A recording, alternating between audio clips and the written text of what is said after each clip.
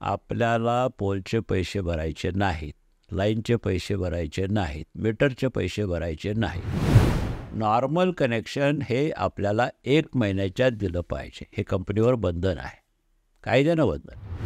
DDF की ज्याच्यामध्ये हल्ली कंपनी या DDF या शब्दाचा पूर्ण गैरवापर करते आणि प्रत्येक ग्राहकाला पोल, लाईन, मीटर हे सगळे पैसे त्याच्या अंगावर टाकते.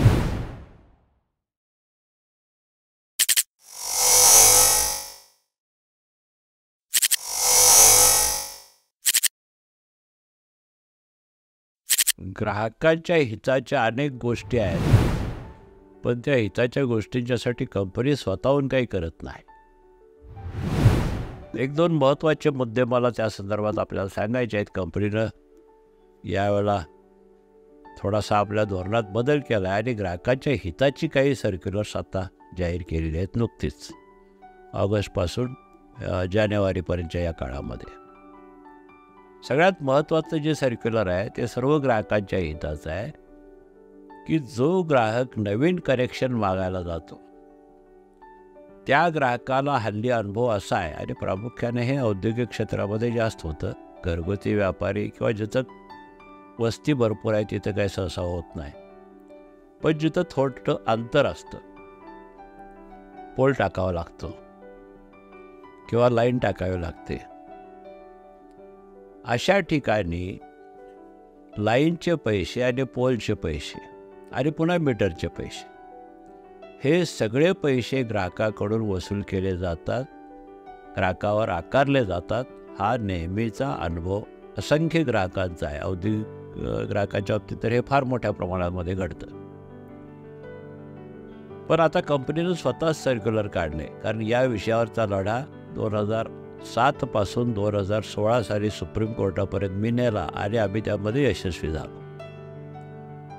मित्रांनो, एक लक्षात ठेवा, कुठलंही नवीन वीज कनेक्शन घेताना आपल्याला पोलचे पैसे भरायचे नाहीत, लाईनचे पैसे भरायचे नाहीत, मीटरचे पैसे भरायचे नाहीत. आपण न्यू कनेक्शन म्हणून मागणी करायची आहे. न्यू कनेक्शन म्हणून त्यांचा वेबसाईटवरचा अर्ज भरायचा आहे. नॉर्मल न्यू कनेक्शन 3 प्रकार केलेत त्यांनी कनेक्शनमधले.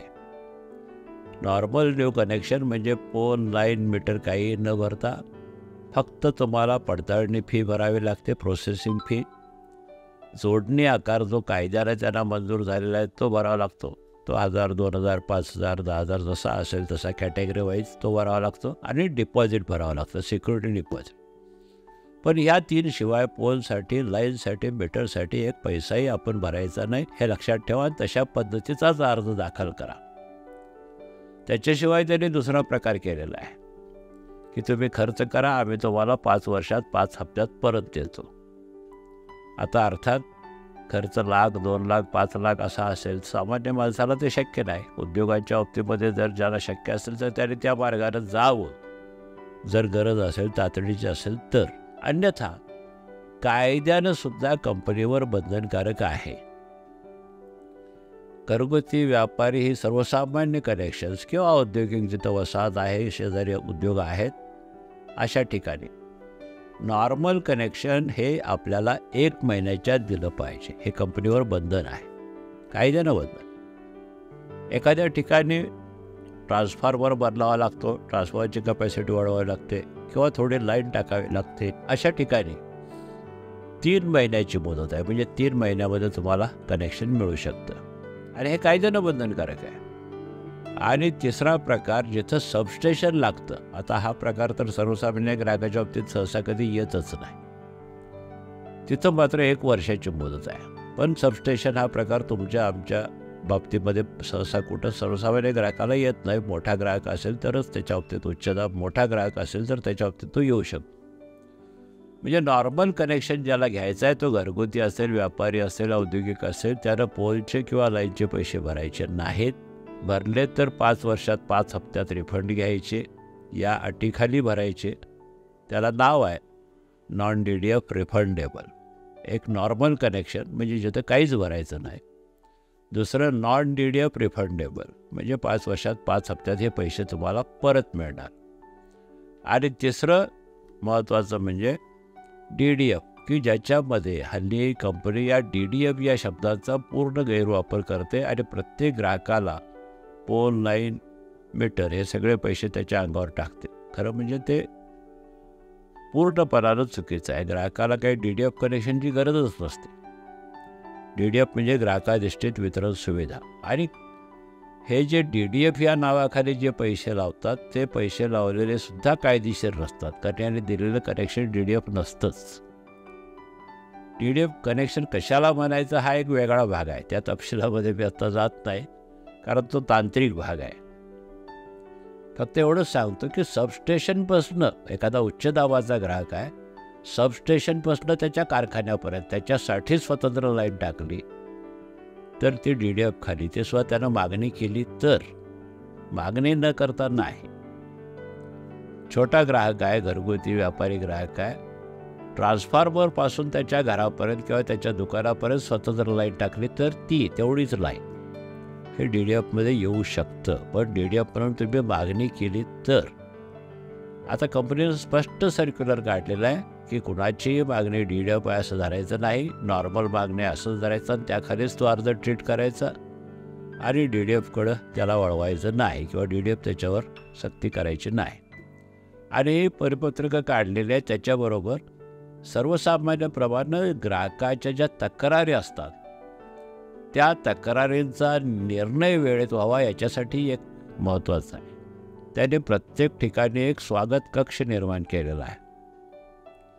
अर्थात हा स्वागत कक्षानं काम केलं पाहिजे हे महत्त्वाचं आहे, पण अधिकृतरित्या त्यानं सूचना आहे की कुठल्याही ग्राहकाची तक्रार आली, ती नोंद झाली तिथं की 2 दिवसाच्या त्याला संबंधित इंजिनियरचा फोन गेला पाहिजे. त्या ग्राहकानं ती तक्रार समजून घेतली पाहिजे. त्या ग्राहकाशी संबंधित कर्मचाऱ्यानं किंवा इंजिनियरनं ती तक्रार समजून घेतली पाहिजे आणि पुढच्या 7 दिवसाच्या आत त्या तक्रारीचं निराकरण केलं पाहिजे.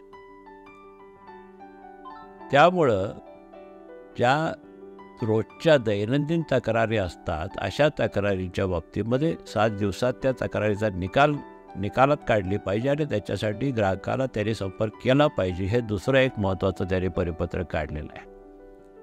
आणि तिसरं एक महत्त्वाचं परिपत्रक काढलेलं आहे, त्याच्या तपशिलामध्ये मी नंतर जातो, पण मुद्दा आजचा सांगतो की अनेक ठिकाणी ग्राहकांच्या बाजूनं निकाल होतात, केसेस चालतात, ग्राहकांच्या बाजूनं निकाल होतात. वर्तमानपत्रातून आपण वाचतो की ग्राहकाला पैसे एवढे परत मिळणार, अमकं तमकं, हे सगळे प्रकार. तर असे जे निकाल असतात ग्राहक गाऱ्हाणे निवारण मंचाचे किंवा विद्युत लोकपाल यांचे, अशा निकालांची अंमलबजावणी वेळेत केलीच पाहिजे. जास्तीत जास्त 3 महिन्याच्या आत अंमलबजावणी करायची असते.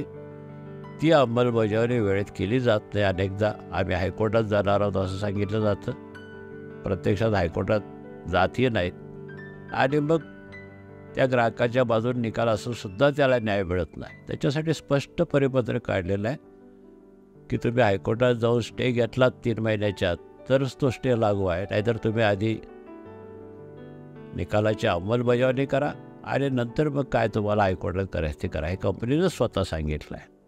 त्यामुळं असे जे निकाल ग्राहकाच्या बाजूने आहेत त्या ग्राहकांना न्याय मिळेल आणि त्याचबरोबर तक्रारींचं निवारण वेळेत होईल आणि अतिरिक्त पैसे लावणार नाही. असे 3 परिपत्रकं कंपनीने काढले. त्या परिपत्रकाचं मी मनापासून स्वागत करतो, पण तुम्हाला धोक्याचा इशारा सुद्धा देतो.